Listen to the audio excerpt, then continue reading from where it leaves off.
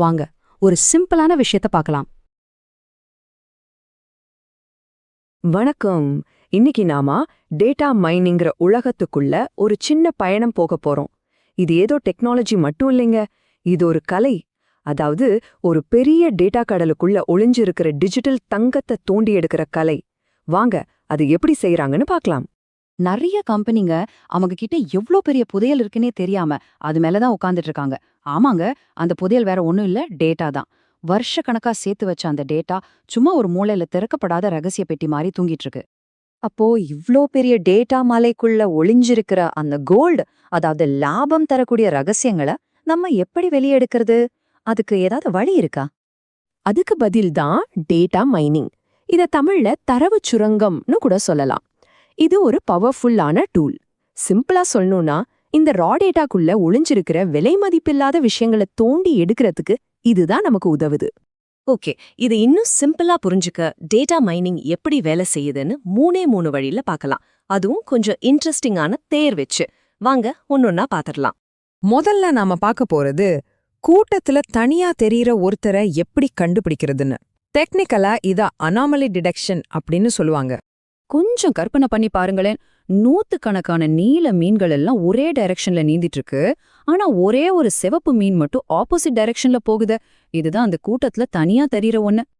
Technical உலகத்துல இந்த சிவப்பு மீனை தான் அனாமலி அப்படின்னு சொல்றோம். அதாவது மத்ததோட சேராம ரொம்ப வித்தியாசமா இருக்கிற ஒரு விஷயம். இதுக்கு ஒரு சூப்பரான ரியல் லைஃப் உதாரணம் இருக்கு. நீங்க வழக்கமா உங்க ஊர்ல தான் உங்க கிரெடிட் கார்டை யூஸ் பண்றீங்கன்னு வச்சுப்போம். திடீர்னு ஒரு நாள் லண்டன்ல இருந்து ஒரு பெரிய அமௌண்ட்டுக்கு உங்க கார்டு யூஸ் ஆனா என்ன ஆகும்? உடனே உங்க பேங்க் கம்ப்யூட்டர் அந்த சிவப்பு மீனை கண்டுபிடிச்சிடும். ஏதோ தப்பா நடக்குது, இது ஒரு ஃப்ராட் டிரான்சாக்ஷனா இருக்கலான்னு உங்களுக்கு ஒரு அலர்ட் அனுப்பும். இதுதான் டேட்டா மைனிங்கோட முதல் மேஜிக். அடுத்து ரெண்டாவது முக்கியமான விஷயத்துக்கு வருவோம். டேட்டா மைனிங் எப்படி எதிர்காலத்தை கணிக்குதுன்னு பார்க்கலாம். ஆமா, கிட்டத்தட்ட ஒரு ஃபார்ச்சூன் டெல்லர் மாதிரி தான் இது. உதாரணத்துக்கு மெடிக்கல் ஃபீல்டை எடுத்துக்கலாமே.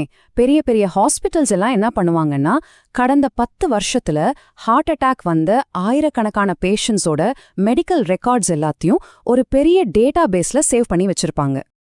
இப்போ கம்ப்யூட்டர் என்ன பண்ணும்னா, இந்த லட்சக்கணக்கான டேட்டாவையும் அனலைஸ் பண்ணி அதை தனித்தனி குரூப்பா பிரிக்கும். அப்போதான் மனுஷங்க கண்ணுக்கு ஈஸியா தெரியாத ஒரு பேட்டர்ன் அதுக்கு கிடைக்கும். உதாரணமா 50 வயசுக்கு மேல இருக்கிறவங்க, அதுவும் புகைப்பிடிக்கிற பழக்கம் இருந்தா அவங்களுக்கு ஹார்ட் அட்டாக் வர ரிஸ்க் ரொம்ப ரொம்ப அதிகம் அப்படிங்கிற ஒரு முக்கியமான தொடர்பு அது கண்டுபிடிக்கும். இதோட உண்மையான பவர் என்ன தெரியுமா? இந்த அழிவை வச்சு புதுசா ஒரு பேஷண்ட் வரும்போது அவங்களோட பழக்க வழக்கத்தை வச்சே அவங்களுக்கு ஃபியூச்சர்ல என்ன மாதிரி ஹெல்த் ரிஸ்க்லாம் வரலான்னு டாக்டர்ஸால முன்கூட்டியே கணிக்க முடியும். யோசிச்சு பாருங்க, இது எவ்வளவு உயிர்களை காப்பாத்தும். சரி, இப்போ 3வது விஷயத்துக்கு வருவோம். பிசினஸ்ல டேட்டா மைனிங் எப்படி ஒரு ஸ்மார்ட் சேல்ஸ்மேன் மாதிரி வேலை செய்யுதுன்னு பார்க்கலாம்.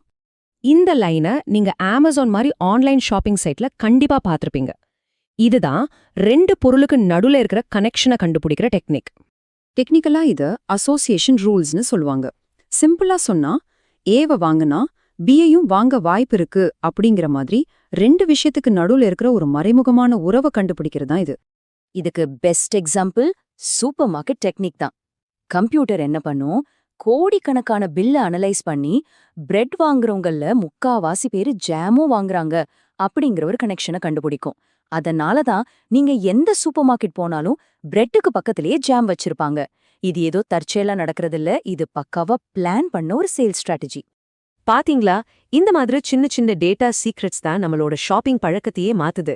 நமக்கே தெரியாம நம்மள பிளான் பண்ணதை விட அதிகமா வாங்க வைக்குது. ஆக நம்ம பார்த்த இந்த 3 உதாரணமும் ஒன்ன தெளிவா சொல்லுது. இந்த டிஜிட்டல் உலகத்துல டேட்டா தான் பொது தங்கம்.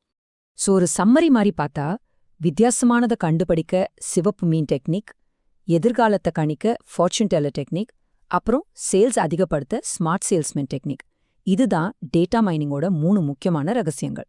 சரி, நாம இப்ப பார்த்த இந்த 3 டெக்னிக்ல எந்த டேட்டா சீக்ரெட் உங்களை ரொம்ப ஆச்சரியப்படுத்துச்சு, இல்ல எது ரொம்ப பவர்ஃபுல்லானதுன்னு நீங்க நினைக்கிறீங்க? கொஞ்சம் யோசிச்சு போறேங்க. இந்த வீடியோ உங்களுக்கு பிடிச்சிருந்ததுன்னா லைக் பண்ணுங்க, ஷேர் பண்ணுங்க, சப்ஸ்கிரைப் பண்ணுங்க. தேங்க்யூ ஃபார் வாட்சிங்.